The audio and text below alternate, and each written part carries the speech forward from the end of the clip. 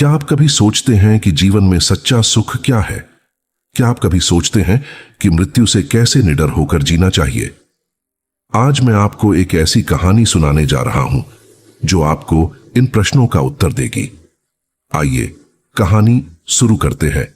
इससे पहले कि आप इस कहानी में खो जाइए, अभी इस चैनल को सब्सक्राइब कर लें।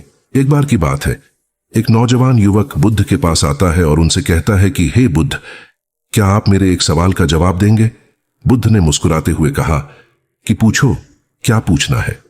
इसके बाद उस युवक ने कहा कि हे बुद्ध, मेरी उम्र अभी बहुत ज्यादा नहीं है, लेकिन मैं बहुत परेशान रहता हूं, बहुत दुखी रहता हूं।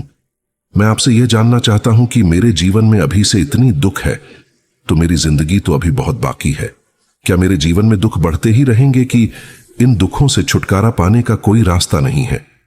यह सुनकर बुद्ध कहते हैं कि कहां है तुम्हारे दुख, मुझे तो दिखाई नहीं दे रहे। यह सुनकर वह युवक कहता है कि यह बुद्ध दुख तो मेरे अंदर है, मेरे भीतर है, वह आपको कैसे दिखाई देंगे? यह सुनकर बुद्ध उसी वक्त से पूछते हैं कि क्या तुम्हें अपने दुख दिखाई देते हैं? वो युवक कहता है कि यहां बुद्ध मैं अपने दुखों को भली भांति देख कर रहा हूं। तब बुद्ध ने पूछा कि दुखों का मूल क्या है? बुद्ध में और उस युवक में चर्चा चल ही रही होती है कि तभी एक भिक्षु दौड़कर वहां पर आता है। वह भिक्षु तथागत बुद्ध के कान में कुछ कहता है। इसके बाद बुद्ध उसी वक्त से कहते हैं कि चलो आज मैं तुम्हें जीवन का सत्य दिखाने के लिए एक जगह पर लेकर चलता हूं। वहां पर तुम्हें कुछ भी नहीं बोलना है, चुपचाप सारी बातें सुनते रहना है। इसके बाद तुम्हें अपने सारे प्रश्नों के उत्तर खुद ही मिल जाएंगे। यह कहकर वह युवक गौतम बुद्ध के पीछे पीछे चलने लगता है। कुछ दूर मिलने के बाद गौतम बुद्ध एक घर में प्रवेश करते हैं। घर में प्रवेश करने के बाद वो युवक और तथागत बुद्ध देखते हैं कि वहां पर बहुत सारे लोग खड़े हैं और बीच में चारपाई पर एक वृद्ध आदमी लेटा हुआ है। बुद्ध को देखते ही सभी लोगों ने उनके लिए रास्ते बनाई और बुद्ध उस आदमी के पास वहीं उसके चारपाई पर जाकर बैठ जाते हैं। वो युवक भी पास में ही बैठ जाता है। इसके बाद वृद्ध आदमी जो चारपाई पर लेटा हुआ था कहना शुरू करता है कि हे बुद्ध, मैं नहीं जानता कि मेरे जीवन में कितनी सांसें और बचे हैं। पता नहीं किस वक्त मुझे भगवान के घर से बुलावा जाए। मैं मरने से पहले अपने कुछ सवालों के जवाब आपसे जानना चाहता हूं। मुझे पता है कि उन सवालों के जवाब आप ही मुझे दे सकते हैं, इसीलिए मैंने आपको यहां पर बुलाया है। इसके बाद उस वृद्ध आदमी ने कहना शुरू किया कि ही बुद्ध, अपने आखिरी वक्त में मुझे अपने बचपन के दिन बहुत याद आ रहे हैं। मैं अपने बचपन के दिनों को याद करता हूं और सोचता हूं कि वो भी क्या दिन थे, ना कुछ पाने की फिक्र, ना कुछ खोने का गम। बचपन के उन दिनों को याद करके मेरी आंखों में आंसू आ जाते हैं। मुझे लगता है कि कितनी आजादी थी।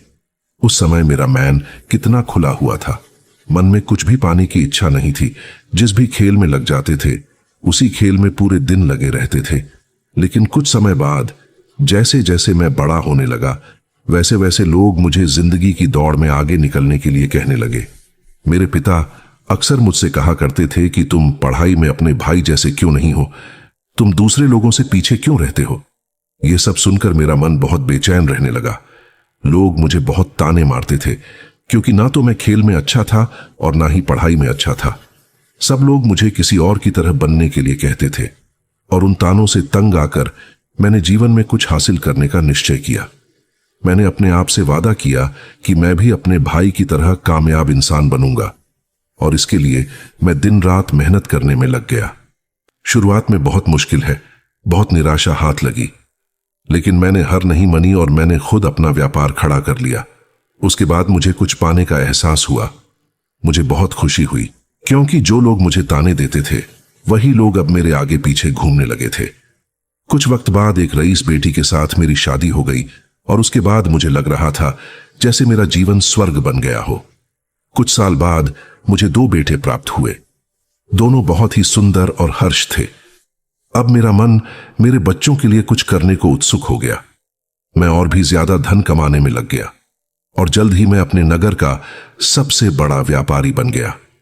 सब कुछ अच्छा चल रहा था, लेकिन अनहोनी को कौन टाल सकता है। एक दिन अचानक मेरी पत्नी मुझे छोड़कर चल गई। इससे मुझे बहुत गहरा सदमा पहुंचा। मैं कई दिनों तक अपने घर से बाहर नहीं निकला। मेरे बेटे मुझे हिम्मत दे देते कि पिताजी माताजी तो नहीं रही और जो हो चुका वो वापस नहीं आ सकता। लेकिन हम दोनों भाई आपका हमेशा साथ देंगे, आपकी हमेशा सेवा करेंगे।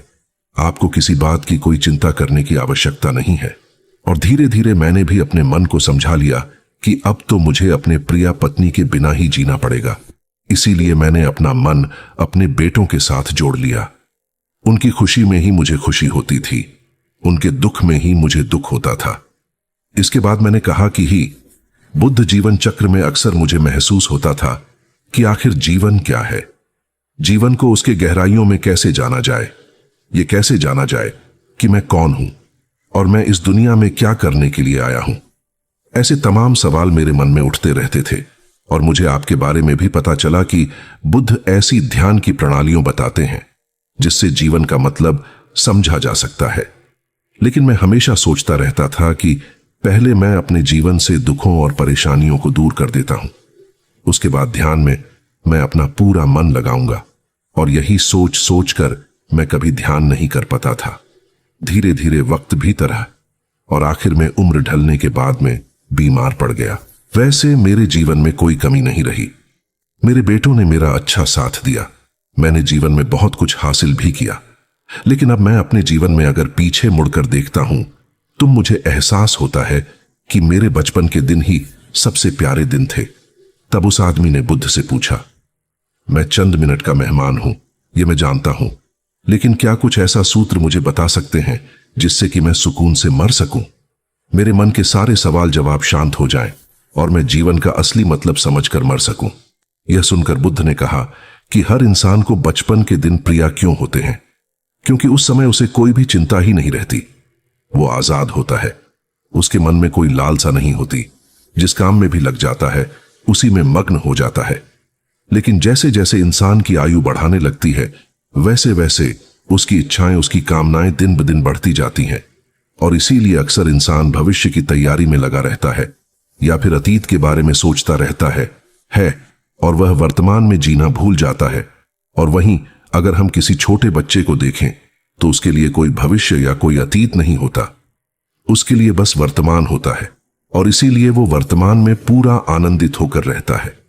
तुमने अपना पूरा जीवन अपनी कामयाबियों, अपने बेटों, अपनी पत्नी और अपने भविष्य की योजनाओं में ही बिता दिया। और तुम हमेशा यही सोचते रहे कि पहले मैं अपने जीवन को व्यवस्थित कर लेता हूं और उसके बाद सत्य की खोज करूंगा, उसके बाद ध्यान करूंगा। लेकिन हम यह भूल जाते हैं कि कल कभी नहीं आता, भविष्य की योजनाएं कभी पूरी नहीं होती। जब एक योजना पूरी होती है तो हमारा मन दूसरी योजनाएं बना लेता है और इस प्रकार जीवन चक्र चलता रहता है। और अब आखिरी समय में जब मृत्यु तुम्हारी सैया पर लेटी हुई है तो तुम्हें एहसास हो रहा है कि मैंने जीवन में कुछ भी हासिल नहीं किया। अब तुम्हें लग रहा है कि जो भी तुमने किया उसमें से तुम एक सुई भी अपने साथ नहीं ले जा सकते। अगर यही बात तुम उसे वक्त समझ लेते, मृत्यु कभी निश्चित होकर नहीं आती, वो तो कभी भी आ सकती है। अगर ये बात उसे वक्त तुम्हारा मन समझ लेता तो तुम उसी वक्त ध्यान और सत्य की खोज में लग जाते। तुम कोई ऐसी चीज खोजने की कोशिश करते जो तुम्हारे साथ जा सके, जो तुम्हें परिपूर्णता से मरने का मार्ग दिखा सके। उसे वृद्ध आदमी ने हाथ जोड़कर बुद्ध से कहा कि बुद्ध, यह तो मैं जानता हूं कि मुझसे गलतियां हुई हैं, मैंने अपने जीवन को सार्थक रूप से जिया ही नहीं और इस बात का मुझे बहुत गहरे में एहसास हो चुका है। लेकिन मैं आपसे